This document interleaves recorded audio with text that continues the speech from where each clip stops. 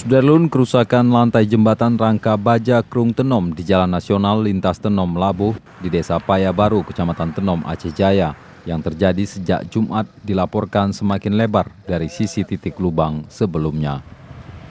Jembatan yang panjangnya 200 meter itu merupakan satu-satunya penghubung Tenom Labuh, sehingga perlu penanganan sesegera mungkin agar perjalanan dari barat selatan dan sebaliknya dari Banda Aceh tidak terganggu.